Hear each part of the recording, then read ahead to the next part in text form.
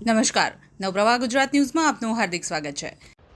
દક્ષિણ પ્રયાગ ક્ષેત્રે ચાંદોદના પ્રસિદ્ધ મલ્હારરાવ ઘાટના કિનારે ઉજવાઈ રહેલા 10 દિવસ ગંગા દશેરા મહોત્સવના ચોથા દિવસે પષ્ટપીઠાશ્વીર વૈષ્ણવાચાર્ય પરમ પૂજનીય ગોસ્વામી 108 શ્રી દ્વારકેશલાલજી મહારાજ રાજપીપળાના ધારાસભ્ય દર્શનના દેશમુખ પધાર્યા હતા અને નર્મદા કિનારે વિદ્વાન ભૂદેવોની ઉપસ્થિતિમાં માતાજીની વિશેષ પૂજાના કાર્યક્રમમાં જોડાઈ મહાઆરતીનો લાભ લીધો હતો।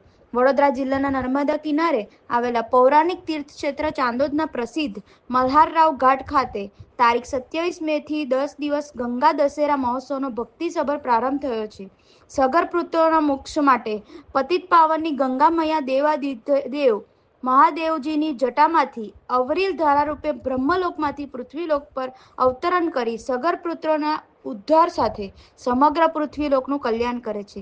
શિવજીના સ્પર્શથી વધુ પાવન થઈને પૃથ્વીલોકમાં વહેતા થયેલા અને શ્રદ્ધાનું કેન્દ્ર બનેલા ગંગાજી જેમનું પૃથ્વી ઉપર અવતરણ થયું તેની સ્મૃતિમાં પૌરાણિક પરંપરા મુજબ દક્ષિણ પ્રયાગ તીર્થક્ષેત્રે ચાંદોદના નર્મદા કિનારે પ્રતિ વર્ષ જેમ ચાલુ વર્ષે પણ 10 દિવસીય ગંગા દશેરા મહોત્સવનું સમગ્ર નગરજનોના સહકારથી ખૂબ જ ઉત્સાહ ભક્તિપૂર્વક આયોજન કરાયું છે, જેનો રોજ સેંકડો ભાવિક સહિત સંતગણ અને અગ્રણીઓ સંભાળી રહ્યા છે।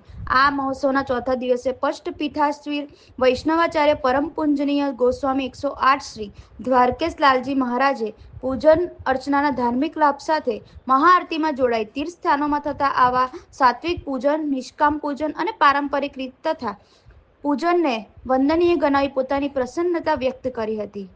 કૃષ્ણ વંદે જગદગુરુ ગંગા દશેરા મહોત્સવ સમિતિ અને શ્રી નર્મદાજી આરતી મંડળના ઉપક્રમે શ્રી નર્મદાજીના ષોડશોપચાર પૂજન, આરતી, નૈવેદ્યમ આદિ બધું બહુ જ વિધિવત રીતે મંત્રોચ્ચાર સહિત અર્પણ થયું। શ્રી દેવેશભાઈ ભટ્ટના દિવ્ય મનોરથ સ્વરૂપે અમારે પણ આવવાનું થયું અને શ્રી નર્મદાજીની આરતી, અર્ચન, પૂજન, નૈવેદ્ય, દર્શન આ બધો લાભ પ્રાપ્ત થયો તે માટે અતિ પ્રસન્નતા વ્યક્ત કરી રહ્યો છું। આ પ્રકારના તીર્થસ્થાનોમાં સાત્વિક પૂજન, નિષ્કામ પૂજન અને પારંપરિક રીતે થતું પૂજન એ ખરેખર અભિનંદનીય છે, વંદનીય છે। આ પ્રકારની પરંપરા જ્યારે સનાતન વૈદિક હિન્દુ ધર્મના સંરક્ષણ માટે દરેક તીર્થોમાં સંરક્ષિત થઈ રહી છે એ આપણી પેઢી માટે, આવનાર પેઢી માટે અને સનાતનના ભવિષ્ય માટે બહુ જ શુભચિહ્ન છે, શુભ પ્રતીક છે।